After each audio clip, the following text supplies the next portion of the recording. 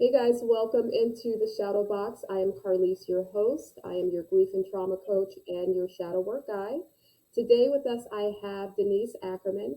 Denise is the voice behind the fast growing community of Grief to Healing. She is also a grief and healing advocate, a certified grief coach, and she is also a entrepreneur and mentor who has dedicated her career to helping others. Her mission is to normalize grief, give grief a voice, and create a safe space so we can hold both our heartbreak and our love. Denise, welcome into the Shadow Box and just tell us a little bit more about yourself. Thank you so much for the introduction. Yeah, I'm Denise. I mean, you mentioned everything already. About a year ago, just a little bit more than a year ago, I lost my dad unexpectedly, and that's when I was, for the first time, confronted with deep grief, unexpected deep grief.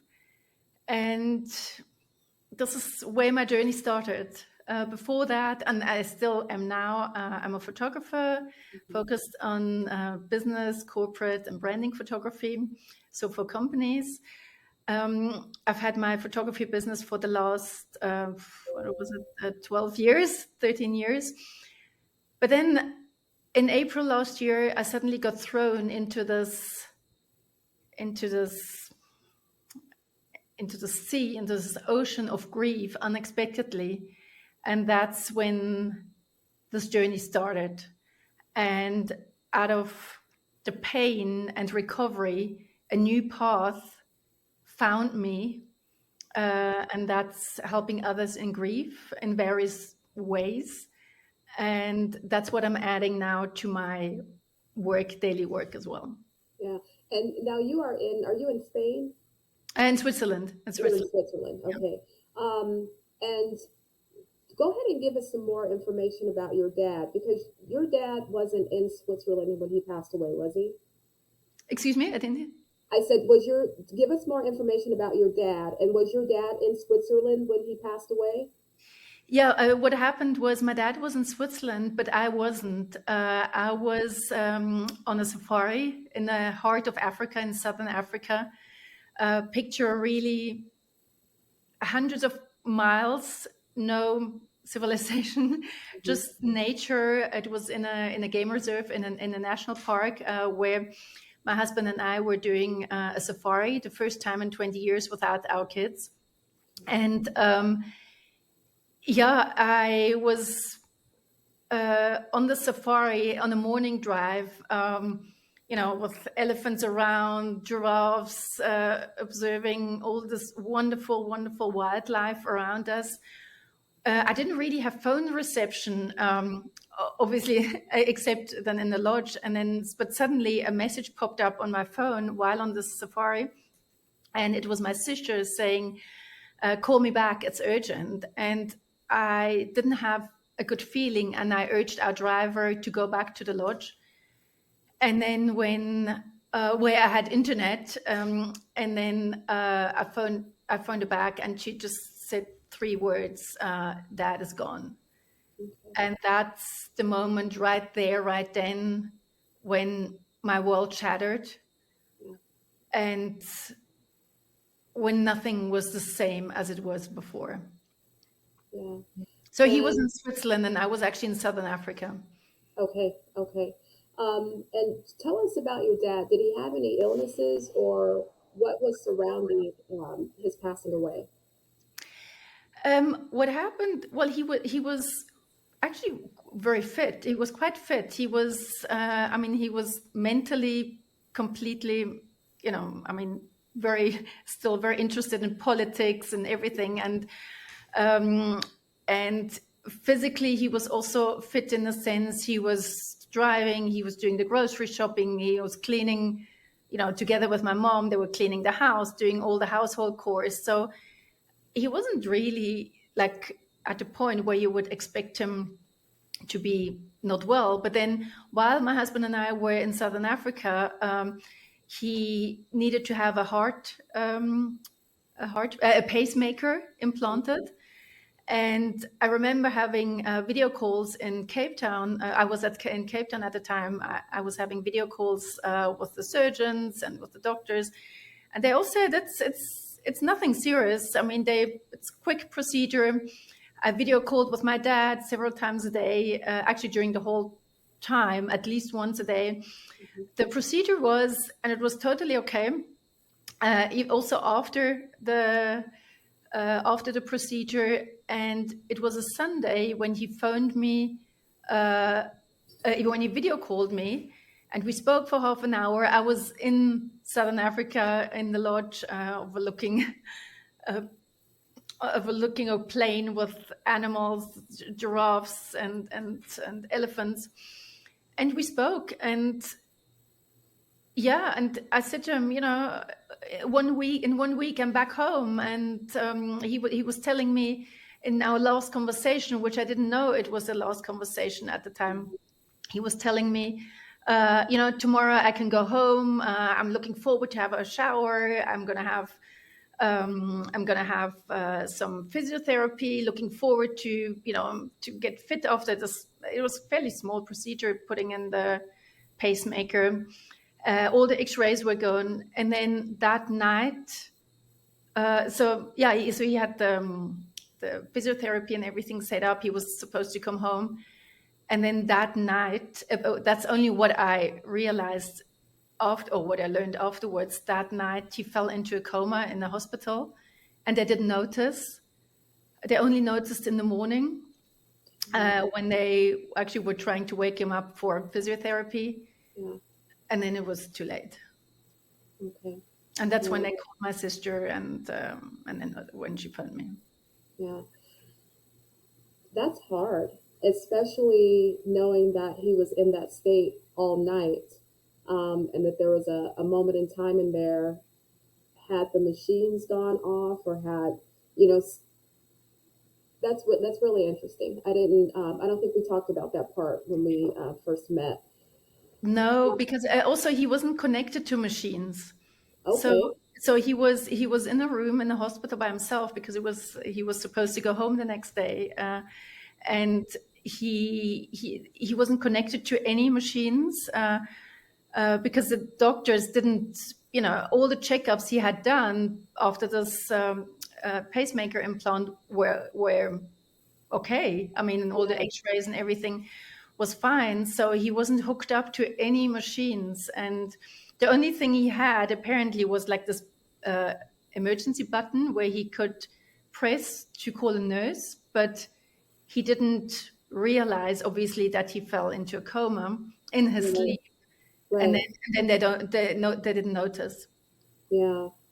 And let's talk about that last conversation, because we all, if you've suffered grief, if you've suffered loss, you've had that last conversation with your loved one, right? And then it's like, in retrospect, that's when you're like, oh, didn't know that was our last conversation. Didn't know that, that the words that we were speaking to each other were going to be kind of etched in cement, etched in stone, because these are our last words. Tell us the impact of that last conversation that you had with your father. I was, for weeks and months, I was replaying this last. It was a video call on my phone, right? I was, for weeks and months, replaying this conversation over and over and over again. It lasted 28 minutes, and I know exactly the time when he phoned me and when we hung up, and I was looking for clues, right? Should I have known? Would I have known? Could I have known? Yeah. Could I have done something to prevent this? Were there any signs I could have prevented it 10,000 miles away from home? Over and over and over. It's like this, and that's part of grief, right? What I learned in my grief recovery afterwards is what if, and this this carousel of endless thoughts, of the same thoughts endlessly. That's part of Yeah. grief, actually. Yeah, and it's that aspect of rumination, because Exactly. rumination is having those thoughts over and over again.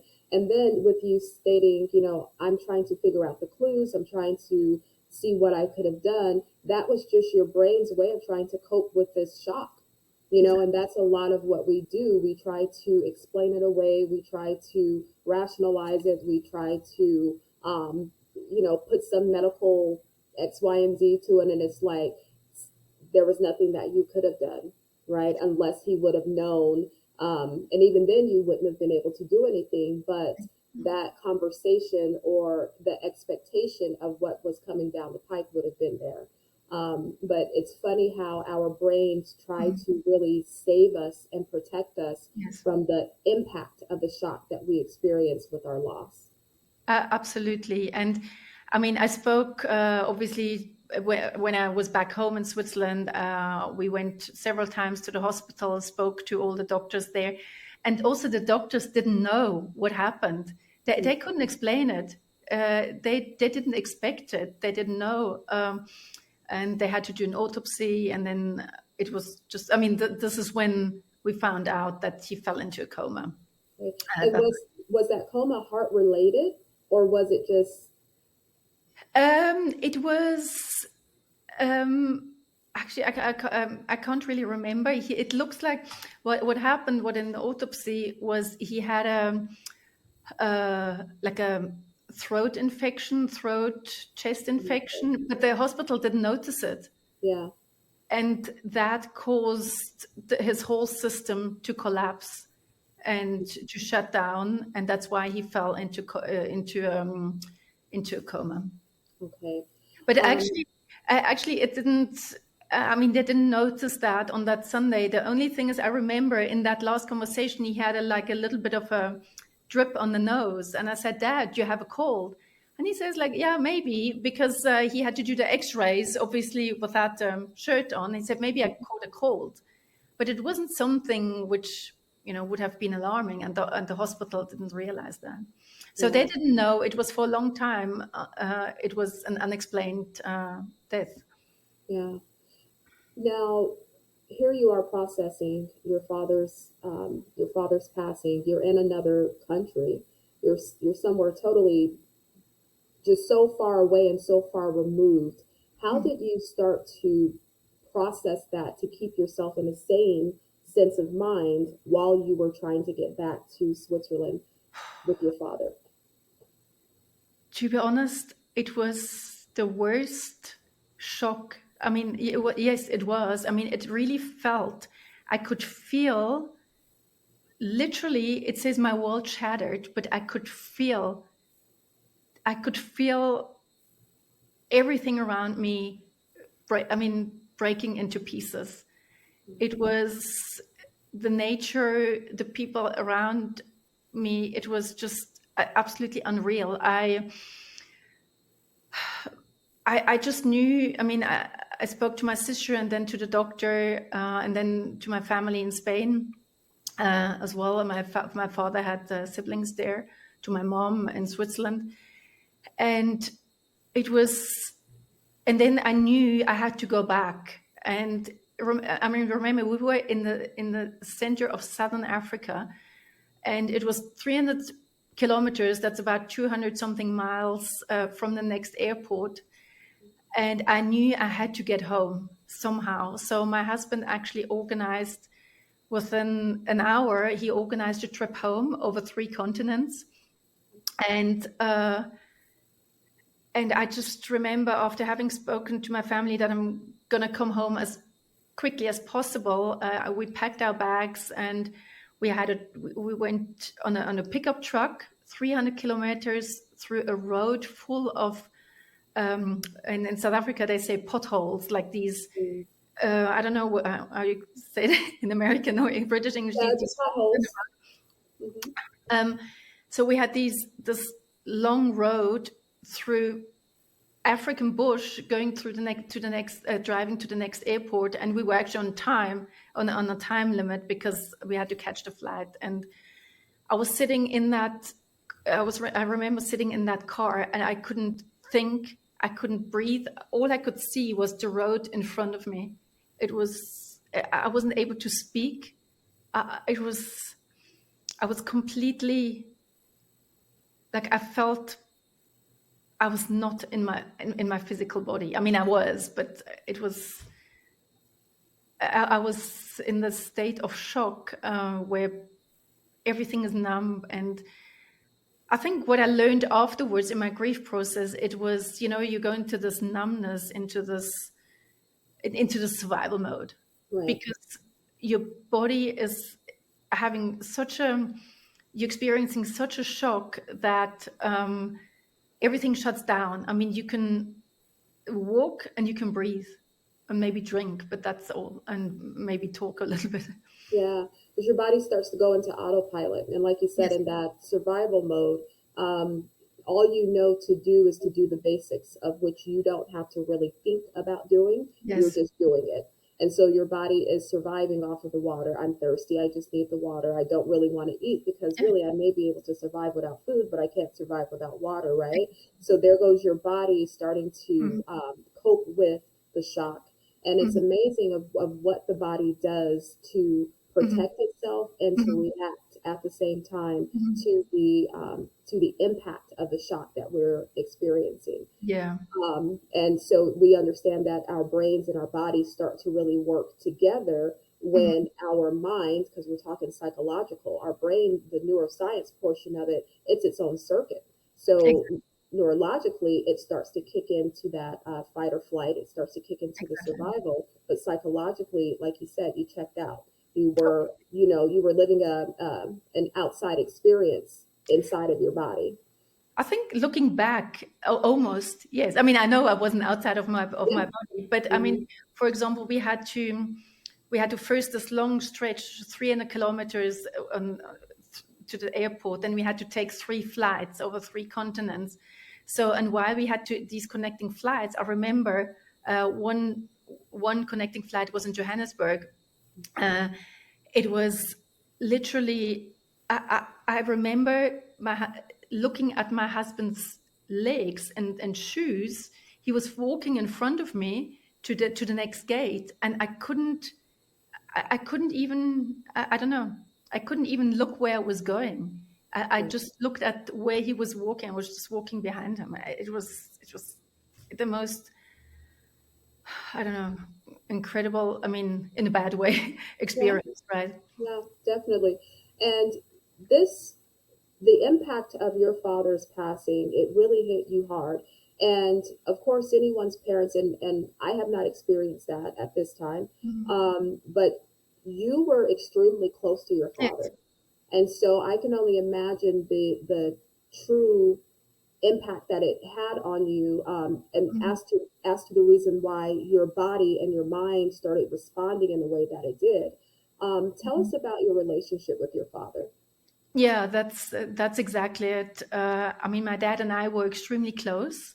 My mom always said, we connected minds and souls. Actually, since I was a kid, right? We Hmm. were always very close, and I remembered, you know, I don't know, we were just getting along, and we were getting each other. So there would be a certain situation, and still now, where he would know exactly what I would think and react, and vice versa. There's a certain situation where I know Dad is exactly thinking this XYZ, and he's thinking a certain thing about something. So we were really connected minds and souls, what my mom said. And so even, as an adult, as you know, life is never in a straight line. And while I've been married for 23 years, knowing my husband 26 years, Hmm. no, it's 24 years this year, we're going to be married. He's a wonderful husband, but it's not the same, right? So um, my dad totally understood me, and always he was my rock and my anchor. And whenever there was something, yeah, whenever something good or bad happened, he was always there. whenever I had questions, whenever I needed advice, he would always be able to understand me and to lift me up and to advise me, but also share the good things. I mean, my husband does that as well, but it's different, right? Yeah, Um, definitely. so we were extremely close. We video called almost every, I would say, almost every day. I mean, for many years. I mean, sometimes you're out or something, but so and then we would speak for half an hour every evening, and talk about whatever it is, and yeah, and until actually the year, like 6 months before he passed away, we also used to go on holiday together with my family, with my sister's family, with my parents. We used to go to Spain and to Florida, so we were really close. And um, yeah, and then I think losing a person which is so important in your life, in the good times and in the bad times, that was, yeah, it was literally like a rock and anchor which was gone. Yeah. And, a lot of us, we spend our life trying to be understood, Mhm. spend our life trying to find someone who can understand us, or just Mhm. feeling out of place because we are misunderstood. And Exactly. so when you have someone, and whether if it's a friend or a family Mhm. member or a parent that gets you, that you really like, they understand my mind, they understand my words, they understand why I feel this way about whatever it is, or my reactions, or what I'm Mhm. doing. That is a cohesive Exactly. relationship that you have, that a lot of people don't get to experience. Yeah, You that's know. true. And he was an extremely family man. I mean, family person. His family, which is, I mean, it was a Spanish family which he kept contact. He left Spain when he was 25. So, but then yet, even when we were children, we would always go back in summer to Spain to visit his family. So that's actually also a reason why I still, oh, and my sister, why we still have a close relationship to our Spanish family. Hmm. And also to us, I mean, with his, he had 4 grandchildren and 2 daughters. uh, his family, his immediate family, was the most important thing to him, and that's, he was, yeah. And he set a beautiful example about what family is, and everybody standing in for each other and being there for each other. I mean, he used to help a lot with my children when I was, before I was a photographer, I was working in banking. So he was helping, looking after my children, during lunchtime when they would come home from school or something. So he was just always there. But and then vice versa, when he, especially as he was getting older, when he had problems with his computer or his iPhone, he would call me and said, Denise, my computer is not working, can you come? So it was, giving and taking. Yeah. uh, yeah. Yeah. Um, and it's just you and your sister. Is that correct? Yes. Okay. And then your mom is still in Switzerland. Yes, she lives in the same area, in the same village than I do. Yes. Okay. And would you say that you and your sister have a different way of grieving? Are you guys grieving him differently? um yes, I think we are. I mean, it's also because she's very busy. She has a, I mean, her children are smaller than mine. Mine Mm. are 18 and 21, and I think that makes her children are younger.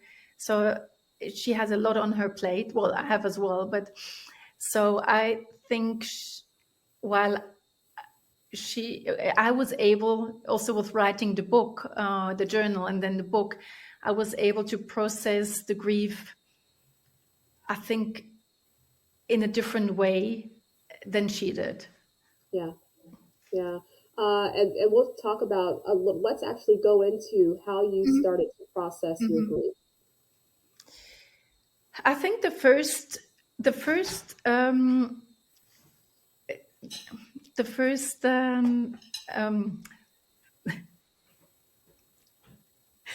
sorry, I hope you can cut it. Bye. Sorry. Um, How to come back to your question, how I process my grief. I think the most important, or what the first actually active step to process my grief was on the day my dad passed away. In one of the airports, I made a Facebook post. I got I had a picture. I selected a picture on one of the flights of my dad and me, and made a post on Facebook, quite a short post on my profile, that he passed away. And then I boarded the next plane, which was another, I think, 8-hour flight.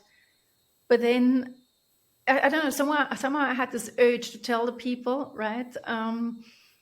And when I landed and opened Facebook, I had, I don't know how many messages, and whether it's on the post or direct messages, WhatsApps. My phone had so many, yeah, I was getting so many messages of sympathy, of people trying to people reaching out, with their condolences. And I think for me that was a very important first step, feeling that I wasn't alone. Right. All these reading all these messages made a huge difference in this state I was in, because I felt the support of my friends and my family, and even colleagues, even people I haven't had contact for 5 or 10 years. So on Facebook, the post sent me messages, and that was a very big step, not feeling alone. And then the next thing was when we started organizing his funeral and his memorial service. I reached out to our pastor, who also has known my dad for many years, and talking to him, organizing his memorial service was, I think, the next step.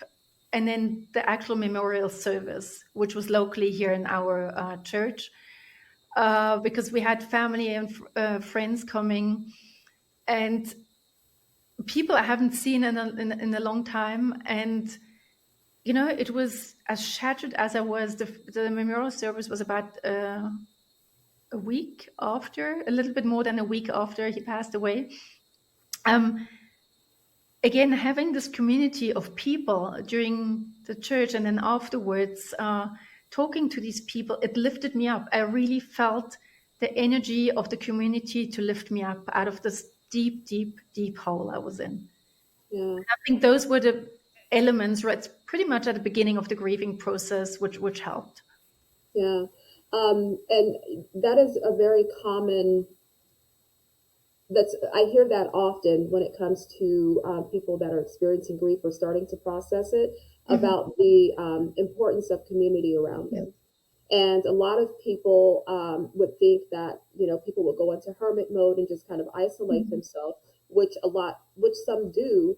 But it seems that those who have had community around them kind of processed it a little differently and got through it a little, that part of it got through it a little quicker than those who just kind of isolated themselves. But we all have, a different style of how we're going to Yes, grieve. Yeah. What do absolutely. you? Absolutely. And that's also what I'm referring to many times in my book, is that each grief journey is individual. We all had a different relationship to the person we lost, and no grief journey is the same for many reasons, right? And all grief journeys are valid, because everybody grieves in their own way. But for Yeah, me, the community was absolutely an important stepping stone. yeah. And what's the name of your book? I don't have a title yet. It's Okay, it's that's on. amazing. That's all Oh, right. yeah, I've written the draft. The book is on Yeah. navigating grief Okay. after the loss of a loved one, and it's currently in editing. Okay. And together with the editor and the publishing company, we're actually going to work out the perfect title for the book. So, but Awesome. the topic is navigating grief after the loss of a loved one. Okay. I love it. So, Now, also with that, I think you were telling me about some you going into nature yes, after that was a part of your processing yes. too. And you even have this experience with your son as you guys were on this nature journey. Tell me about that.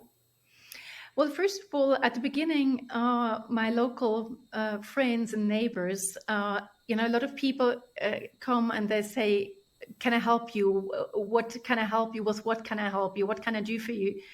And I realized after the first few days that I needed to be outside. And then I started telling the people, if you want to do something for me, go for a walk with me in the forest. We live at the at the edge of a village, and then we have forests, and that helped me so much. With each walk in the forest, not by myself, but with a friend, I felt a little bit of this incredible pain I was experiencing was sort of releasing in nature. I mean, obviously, it needed a lot of walks, and it's not the only thing which helped. But I personally felt that going into nature and grounding myself, feeling the sun, hearing the birds and the trees, that helped me somehow ease the pain. And then about half a year later, it was my dad always wanted to do the Camino de Santiago, which is a pilgrimage in northern Spain. He was Catholic, and a lot of Spanish people, and actually also international people, I mean, all over the world, are doing this Camino de Santiago, St. James Way, it's called in English.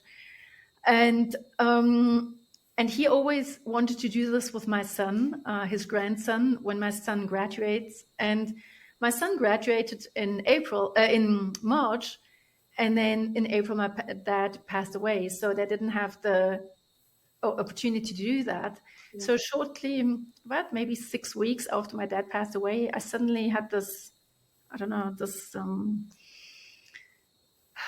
idea to walk the Camino de Santiago for my dad. And I started researching it. And you can actually do this for someone who passed away. So all benefits, I mean, that's what the belief is, right? Go to the deceased person. And I asked my son, and he said, "Yeah, let's do that in the name of Granddad." And then in September, we walked over 100 kilometers together in the name of my dad. Yeah. And that's also a walk in nature. You are, in small villages, walking through forests, and it's like a walking meditation because you spend 4, 5, 6, 7, 8 hours every day walking, and you somehow realize it's very relaxing for your brain because at some point you realize you're not thinking anything anymore. So all the grief is somehow, I don't know, it was very healing. So yeah. Yeah, and I love how you understand that nature is grounding. Mm-hmm. And that you said that the all the pain that you were feeling and just kind of holding in, it was able to be released. And as you were talking about that, it came to me that, nature is something that is absorbable. Yes. Nature absorbs everything. The outside elements absorbs everything that goes in it, around it. And that is a good release for us in this humanly vessel to have as an outlet. A lot of the things that we're holding on to, whether if it's energy or pain or words, you can go out in nature, you can talk to yourself, you can let it out without it bouncing back and kind of slapping you in your face, right? You could let that energy out because it's going to absorb it. And so I think that a lot of people don't recognize the healing properties of being in nature when you are in any sort of pain or anything that you need. Absolutely. And I mean, what I also found, we live near a lake where you can swim. And then also when we went to the ocean a few months after he passed away, I found water very healing, like just being in water, swimming, because it feels like all the tension of the body goes into the water, which again is also nature.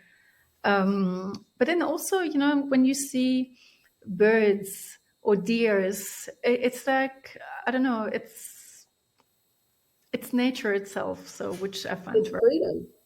It's a yes. sense of freedom. Yeah, definitely. And even Um, even feeling the sunshine on your face, right? mhm. It's like you step outside and you're in this terrible grief, and you feel the sun on your face, and it's a symbol for life. The sun is symbol for life, and when you feel the sun on your skin, I mean, not getting a sunburn, obviously, but it Yeah, feels like that's life. So you spend so much time with death, right? After processing grief. So yeah. that I think that I found very healing. Yeah. And not only did you do that, your need to understand and kind of connect the dots with death, with loss, with grief Mhm. sent you into kind of a, I don't know if I want to say a tailspin, but it sent you into research. And you Yes. started to research a lot of about the topic. Tell me what you found and how it really helped you. Well, I think, I was experiencing all these. I was experiencing all these physical symptoms Hmm. from the shock. Right. I was. I mean, I was having breathing problems. I was having heart palpitation, irregular heartbeat. I was having severe muscle weakness. So I was. I mean, I'm working. I was working as a well, I still am as a photographer with a lot of photography gear. I wasn't able to carry my photography gear. I mean, the bags with the studio lights, and I had this terrible muscle weakness. I didn't even have enough strength to take washing out of the washing machine to put into the tumble dryer. Yeah. So so many physical symptoms were also brain fog. I couldn't think. I couldn't hold a conversation. I couldn't concentrate. I was forgetting things. I couldn't even book a train ticket or a flight. It was literally, I was getting worried that whether there was something wrong with me. And then I started researching about what happens in the brain and in the body Hmm. when you're grieving, what happens when during shock, what happens when your body recovers from shock, and why do you have all these symptoms and these weird things, like, for example, uh, I mean, weird, I mean, like, I would realize over and over again that my dad was gone, that I would never, like, be able to talk to him again. Like, it's like, that he passed, but you're having these realizations. You suddenly realize it over and over again. So I thought, what is wrong with me? And I started researching uh, the science behind grief and behind grief recovery and what happens in the brain and body. And so we talked about it before, like, when you have this initial shock, um, that suddenly, oh, sorry, um, I'm sorry, I clicked the wrong thing. Sorry about this. Okay. You're having this. I hope you can cut it out. Sorry about this. Fine. And also, while you need to cut it out, my battery. I see. I got a warning sign here from my. Hope you can edit this out here. Yes, I So, can. I'm sorry about this. So I'm back here. So, talking about initial shock is when grief hits. We talked about it. You're getting into survival mode. So your body is flushed with cortisol and adrenaline, Yeah. and looking back, that was what caused this muscle weakness with me, because I had 33 hours of traveling back home where my body was flushed with adrenaline, but all I could do is sitting in this car in an airplane. So Yeah. all this adrenaline went into my muscles without my muscles actually being able to run or to fight, right? Mhm. What we were actually supposed to do when we in this shock system. So, Yeah. um, and then I learned about the neuroscience of what happens, in the brain and body when we're going through grief and when we're recovering from grief. How certain parts in the brain go into overdrive, how the brain struggles to make sense of the loss. And that has to do also the way our brains are wired, for attachment, for example. And there were so many things which I found extremely interesting as well, and which helped me to explain what I was feeling.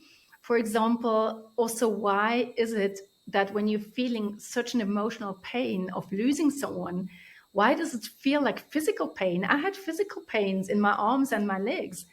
And I found out that the part, I found out, I read in my research that the part of the brain for emotional pain is very close, close located to the part of the brain for physical pain. Hmm. And that explains why emotional pain also feels physically.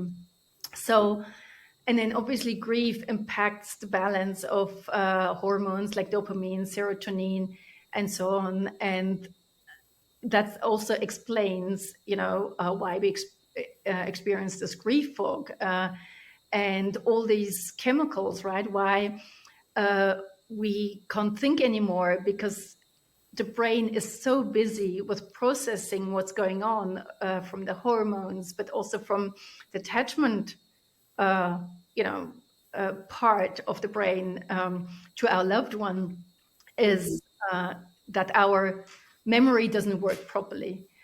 Yeah. And so I found this very, very interesting. And for me, that was actually the first step of recovering physically from the grief, Yeah. right? Um, and there's a thing, maybe, just to, to end this topic here, there's a thing, what I learned, called neuroplasticity, and that's the brain's ability to change. So over time, our brain can actually rewire. Hmm. So at the beginning, our brain is expecting a loved one to still be around, because walk through the door, that's why we forget, Yeah. and remember new every single day. But then over time, the brain rewires, because we're making new memories, new routines. And slowly we start to, recover from this first intense phase of grief. And with recovering and healing, that doesn't mean that we're moving on, or that we're moving on forward without our person. It means that we learn to live with the loss in a meaningful way, so that the loss and grief doesn't control us, but it's manageable. Yeah, definitely manageable. And understanding too that it's going to come in waves, Yes, and in different years and different months, different times of the year, of how it's really going to either catch you off guard or keep yes, you anxious towards it. And that's that part of the triggering that it does, because your yeah, body remembers, your brain remembers before you remember. So before our psychological minds remember, our bodies are already reacting to the anticipation of the loss, right? exactly. And so when we start to go into that fog mode, into that panic mode, your brain is trying to figure out, like, okay, what's this newness going on here? Where how do we combat this and combat what we already know? And so it Exactly. starts that automatic process Mhm. of rewiring and the neuroplasticity portion, and it's everything is kind of running together. It's like a computer overload for a moment, Yes, exactly. until until it figures out, okay, this is what this new thought processing needs to look like. This person, how do we remove this person from the normal everyday thought processing Exactly. to putting them into a memory, and to putting them, so just if we think about how the brain really starts to reconstruct itself for our safety, for our sanity, Mhm. for our understanding, it's a really amazing mechanism we have up there. Ab- Absolutely, absolutely. And for me, understanding this was absolutely essential. That Hmm. this is a normal process to what happens to survive grief, right? Yeah. And because then I knew, okay, what I was experiencing was normal and it was Hmm. valid. And that actually led me then to actually also writing down everything I learned. And that led me to the realization that society doesn't talk about grief. That's Right. also why I was hit with this, because it was completely new to me. People don't talk about it. People hide their grief, even if they very often, because it makes people uncomfortable. And that's why I started to dig deeper into this topic and wanted to learn more about it.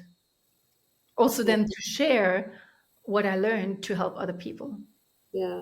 And it's so amazing how grief or loss or death makes people uncomfortable, but we all experience it, right? And we're all experiencing it, but it's so fearful. Everyone's so fearful towards it. Yeah, And that's what makes it uncomfortable. If I talk about it too much, what does that mean that I'm manifesting something? If hmm, I talk about it, does that mean that this other person is going to break down? Do I have to manage this person in their grief? exactly. And so I think that, the stigma around how people make others feel regarding grief is just, it's all fear based. And Absolutely.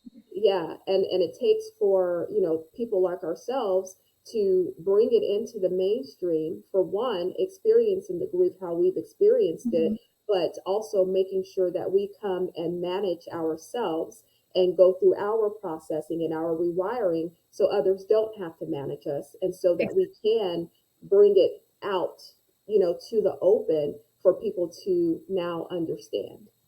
Absolutely. And over time in my grief process, it became my mission. That's what I said at the beginning. The path found me to actually give grief a voice, Yeah.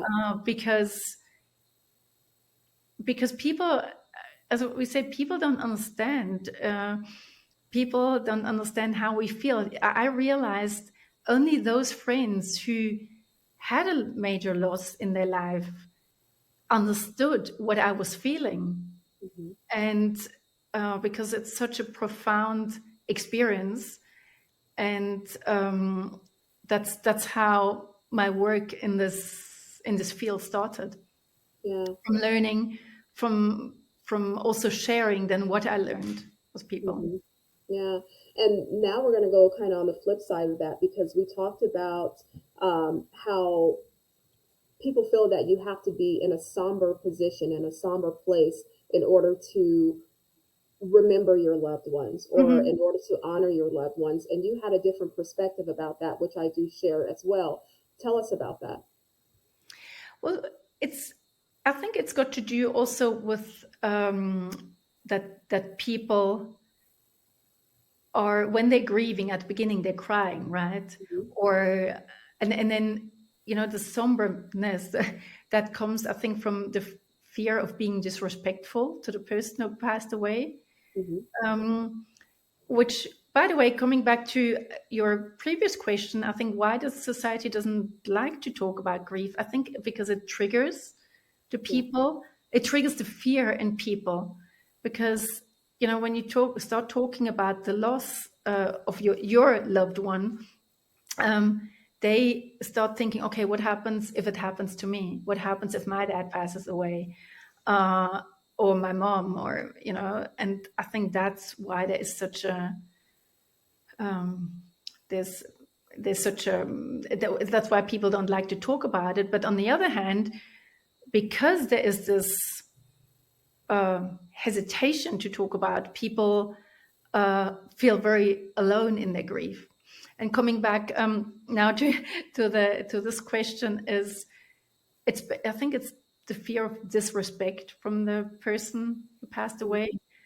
Um, yeah, but I personally think in my case, my dad would want me to be happy and to Hmm. remember him, to have happy memories, which I have. I have a lot of happy memories of him. But it's also a process. At the beginning, you can't be happy, right? I mean, because you are in so much pain. I think it's a process to where you start eventually finding glimmers of hope, and you're rebuilding yourself, you're rebuilding your life without your loved one, and your new life living a life by integrating them into your life, um, without leaving them behind. So they're always with us, but living a meaningful and, I would say, also happy life, Yeah. because we have And I only one life. Yeah, and I loved how you use the word integration because that's what it's about. Yeah. And even in the work that we do, it is all integration because we Mhm. wouldn't be here and be speaking to each other about this topic if we had not lost our loved ones, right? Yeah. And so it is about that integration, and people really despise that analogy of they would want you to be happy, they would want you to enjoy life, and but it's true, because if those people hadn't passed away, and say if they had a near death experience, or Mhm. the whatever took them out didn't take them out and they survived it, they would want to live their lives to the fullest. They would want us to be, if we're usually all together and happy on the holiday, that's how they want us to be. They understand that their absence is going to affect us in a Yeah. way of missing them, but I feel as if as time goes on, we kind of do them a disservice by not Yes. embracing life Mhm. and embracing the joy and embracing the happiness that they no longer get to be on this earth to experience, you Exactly. know? Absolutely. I think you used the perfect word. We would do them a disservice. Yeah. I mean, I know people don't like to hear the phrase, they would want us to be happy. But Hmm. yes, that's why I think you're actually describing it in a really uh, concise way. Yeah. So let's talk about, so we know how you feel as a daughter losing a father that she is extremely close to. Now you still have another parent. You have your Mhm. mother. And so now mom doesn't have anyone at home. She's still Mhm. very independent. It's you and sister. And now you guys are trying to navigate your own grief, still balance out your family. And now we have the responsibility of kind of stepping into these spaces with mom. How Mhm. are you handling that? I personally find this was, or still is, a big challenge because my dad was the driving force, right? I mean, he was walking normally in the same speed than I was, right? Before I left on my Africa trip, he was, as I said, he was doing everything, at at home, at their home, and he was also looking after my mom. I mean, my mom is, I mean, she's got diabetes. And she's okay. I mean, she can live her own life, but he was the one taking care of her, taking care of things, right? So of almost everything he was taking care of, right? And so when he passed away at the beginning, you obviously help each other. I tried to, my sister and I had to organize all these administrative things, which are completely overwhelming. But then at some point that slows down. But then over the months after my dad's passing, we also had to take care of her. She doesn't drive anymore, so we had to help her with the grocery shopping, with getting her help with cleaning the apartment, with administrative things, with building her social network. With It was literally, I mean, I'm very happy that glad and grateful that I have my sister, because it would be almost a full-time job. Yeah. Um, and we have help from the church and from like medical organizations who can come once a week to look, after her. But it's still, there is so much responsibility, and my mom got very dependent on my sister and I mean, it's subconsciously, and I love her a lot. So it's not, but that was a lot of responsibilities suddenly. Yeah. You have your family, you have your children, and suddenly I had to, together with my sister, to look after my mom, making sure all her needs are met. Um, I found that is a big, and still today is a big challenge. Yeah. And has your mother started to, because your mother and father were married for how long? They were together for 61 years. Okay. Yeah, that's a long time. And so Mhm. her identity is totally shifted. Yes. Her anchor, her foundation Mhm. has kind of crumbled. And has she started to kind of lift herself up out of the rubble, or is she still kind of in it? She's definitely still in it. Okay. Um, but and that, helping her through the grief as well, not only through the, daily Yeah. tasks, right, but also on emotional side. That's been also challenge. I mean, I think she doesn't want to, bother us with it, right? Hmm. So, but she tells me very often how much she misses my dad and that it's lonely. And I try to integrate her where I can into my life. I mean, last week I had work functions, from my photography clients. I was invited to a work function in town, uh, like an art exhibition and drinks afterwards. So I took her with, right? Okay. Like that. Yeah. Take her whenever there's a function or something. I try to integrate her also so that she also meets other people.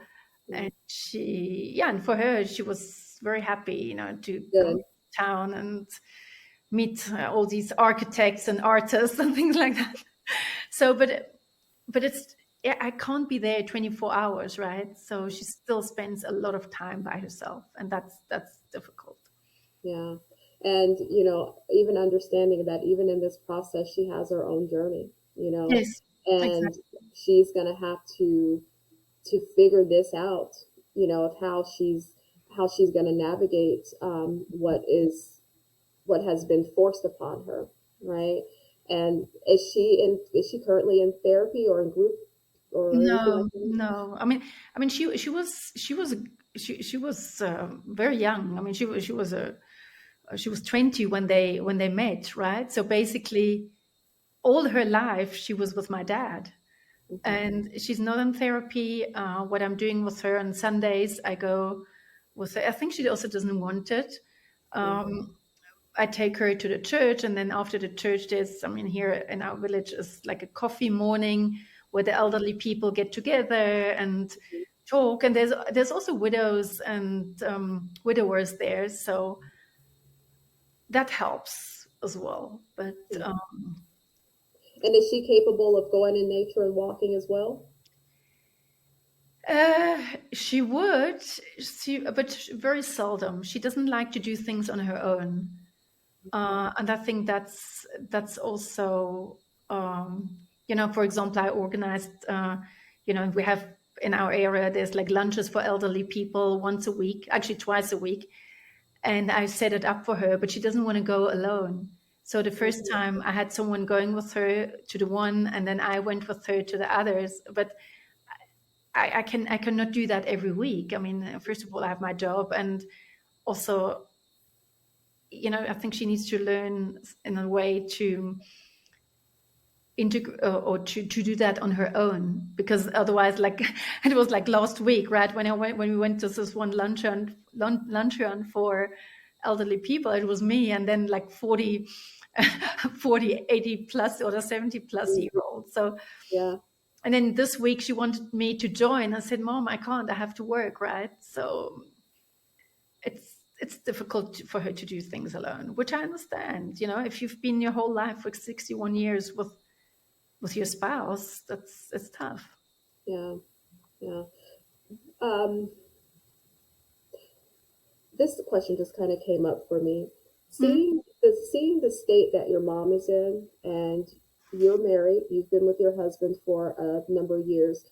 Are there is there anything that you would do differently to combat the outcome not of one person dying before the other person? And I know it's kind of a weird question and I don't Mm. really know how to formulate it, I but know what you mean. you're kind of seeing on the outside, observing what it's doing to your mom.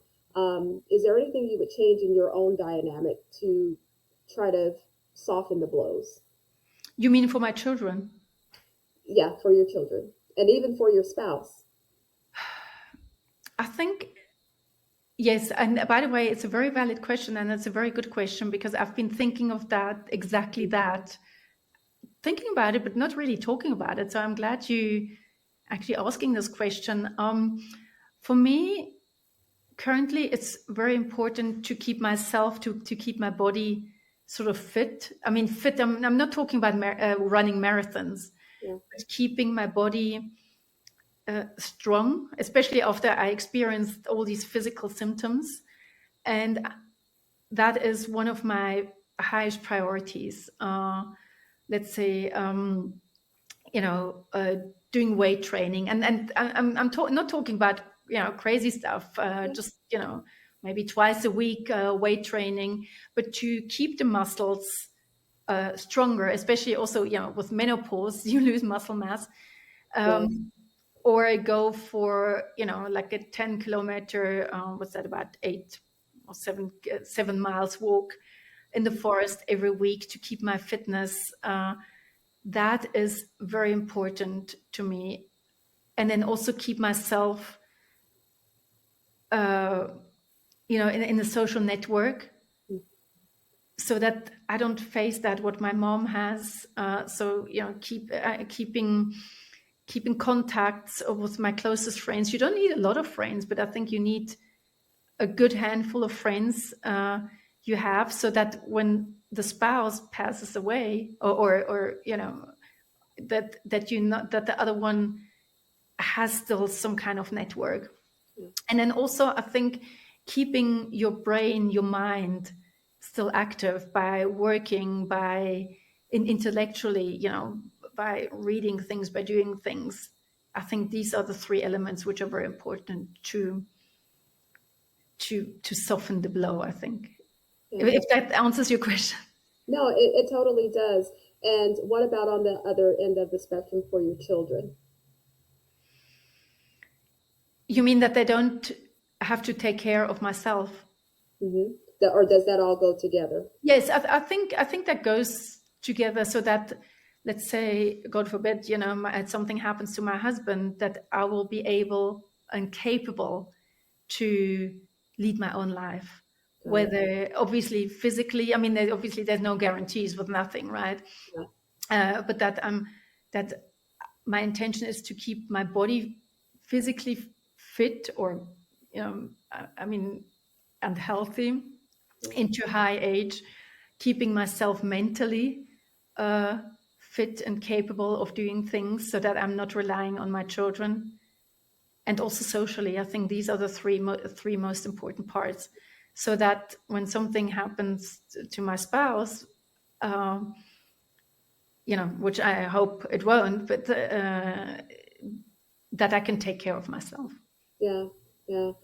Um, so now that we've gotten here, and you know that a lot of your identity was connected to that, like in a more intricate way than some others, and now we've kind of we're stretching that out a little bit, because dad is no longer here and you are still here, and those conversations and those interactions are no longer there tangibly. So now that you're kind of coming into yourself, taking your kind of distancing your identity from dad to this extent, what did that expose in you when you lost your father? Or now that you're in retrospect on thinking of everything? You mean going into the, like, this, the life beyond? Yeah, This is or what you even refer to? the life beyond, or even the life that you had when dad was around. Like, because when we are so integrated with our loved ones and our identity is tied into them, there's a lot of things that's within us that we don't recognize for ourselves, or that we don't that we are conditioned to believe, or that just our perspectives are a little bit different. Mhm. And so when those people are no longer here, we have this exposure to self, and it's like, now who am I, so to speak? Or I Yes. didn't realize this about myself, but now I do, Yeah. now that my loved one's gone. I think I actually noticed that. I mean, not talking for myself, but I noticed that from friends I have who became widows at my age, who lost their husbands. Mm-hmm. They're really losing their identity, right? From the wife, they become a widow, or my mom, from a wife, she becomes a widow. And I think you get much more vulnerable, especially when you lose your spouse. I mean, Yeah. that's what I see from my friends and from my mom as well, because you don't have this partner anymore. From my perspective, I think because before I had, my dad was my dad, right? He was my advisor. I was the daughter, and he was having a parent function, right? Hmm. Still, even though we were helping each other, where with losing him and my mom, and basically helping now to take care of my mom, I almost think I got thrown, or I had to take over that function of taking care of my mom and almost becoming a parent of her. Right. And that's not meant in a bad way, but it's just because she's relying so much on us and on our help. Yeah. So that basically I'm not a child anymore. I mean, Mm, I'm not a child in the sense of minor, but I became also sort of parenting her, yeah. because she needs, I mean, she needs so much help, from admin to taxes to household organization. I mean, from everything, right? I mean, I'm grateful what she really does well is she cooks 3 times a day. She makes breakfast, lunch, dinner for herself, and she's doing it. She keeps the apartment very tidy, very clean. She's doing a great job with that, right? So, and I keep telling her, Mom, when I come to your kitchen, it's spotless, right? And it's also that's one aspect which I find very hard also for her. She's breakfast, lunch, and dinner she's eating by herself, unless we organize some social activity for her, whether it's coming to our place, whether going somewhere. Yeah. So that's how Yeah. the dynamics change. Would you say that losing your dad made you more vulnerable? Um, Vulnerable, I think, more in some ways, yes, but in some ways also stronger, Okay. because I found a strength I didn't know I had, Hmm. but vulnerable in the way that I I'm expressing my emotions. Uh, I'm, also on social media, and that I don't shy away from expressing my emotions and from expressing what grief is. And it can be vulnerable because, people can use that against you. But I think in some ways that's how things have developed, right? Yeah. Were you always a person who expressed your emotions? Yes, in a way, yes. I Yeah. mean, my friends, if they knew, if I had a good day, they knew it. If I had a bad day, they knew it. I'm a very authentic person. I Mm-hmm. can't hide. I mean, I can't hide feelings. I mean, obviously, I have self composure and things, but I mean, the people who are close to me, I don't play someone I am not, right? Mm, okay. Okay. Which Awesome. Well, that's been a lot. That has been it's been a lot for you, and your father's only been gone for how long? It's May. What is May? Today it's May 22nd. It's 1 year and 1 month. Okay. And so it's still relatively new.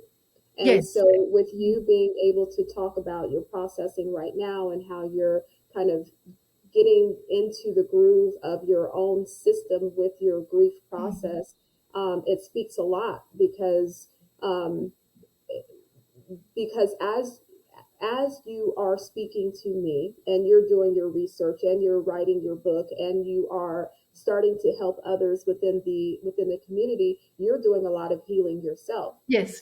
So you're not only teaching people, you're also teaching yourself of how do I Mhm. navigate this, Absolutely. what is the best steps, and Mhm. also being smart enough to understand that there's an array of best steps for everyone, that one size doesn't fit all. And Absolutely. so, I really thank you for, coming on with it being so fresh that and able to express it, you You're know. most welcome. Yeah. So tell Thank you us, for having me.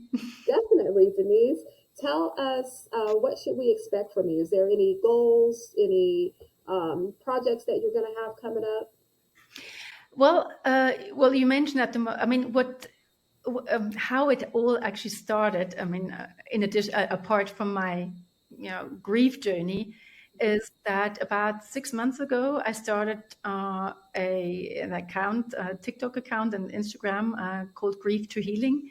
Okay. And what really, really, I mean, overwhelmed me in a good way is that it had 3.5 million views.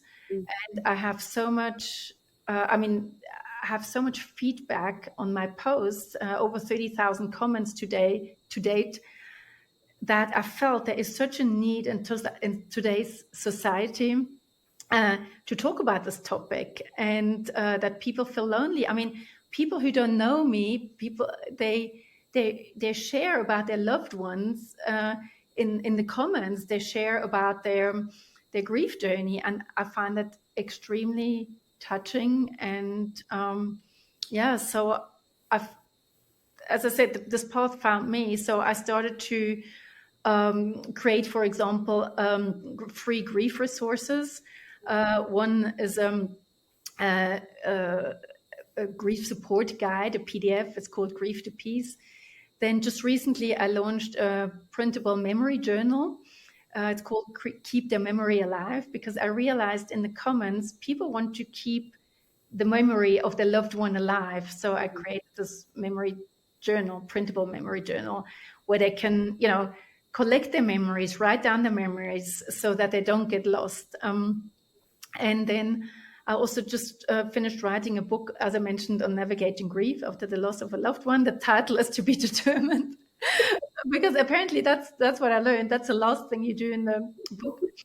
And it's filled with my personal stories, but also my lessons learned and insights, and then practical guidance. What helped me and others, uh, I know, to process this grief, to see hope, to find hope, and see this glimmers of peace, right?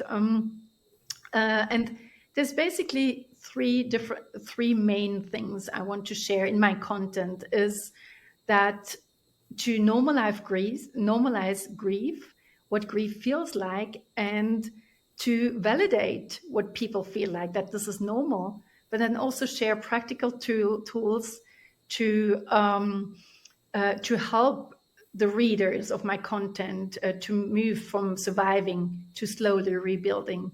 And then obviously the connection, right? So that people don't feel alone. Yeah. And yeah, and then, further down the road, speaking at events, you know, even, building a global grief support brand, or even a TED talk, there's individual grief coaching. There's so many things how to help people. Yeah. And I'm just grateful that you are open to doing it and you're open to doing the work within yourself so that you can show up for these people in these spaces. Because, like you said, on your TikTok, people are falling in on it and people want to be heard. People want to know that they are being seen. And as many people that we know experience death and experience the grief and experience all the feelings, there's so many people that still make them feel alone, Yes. or still make them feel that they can't express what they're feeling. So it's like a pocket within a pocket, but this pocket that we have of the grief community is huge, and it's going to continue to grow, right? Absolutely. And so I think, just bringing awareness to bringing the platforms to the people who are afraid to express, and also bringing awareness to the people who are yet to experience or don't know how to express, right? So Exactly. making that safe place for them. Absolutely. Awesome. Awesome. And all of Denise's information will be up under her, in her bio, up under the podcast. So you will know how to get in contact with her. We will also make sure we stay updated on the to be determined book. And Maybe that's what it should be called, to be determined. Um, and everything that Denise has to offer will be in her bio. Let's see. So again, Denise, thank you for coming in and and taking this time to bring us into your world and just let us know how you are experiencing this tough experience of grief and your loss. Thank you so much. Thank you so much for having me. It really means the world to me that I was able to talk here on your podcast and to share my what I learned. Also, yeah, to share with the world and to hopefully make people feeling less alone in their grief. Definitely. Definitely. Everyone else, thank you for coming into the shadow box and sharing this time with us and just getting a different perspective on what grief looks like as a daughter, as a daughter to a surviving parent. So there's a lot of different gems that you can take out of this, and I just thank you guys for coming in. If you guys made it this far, do not be afraid to like and subscribe.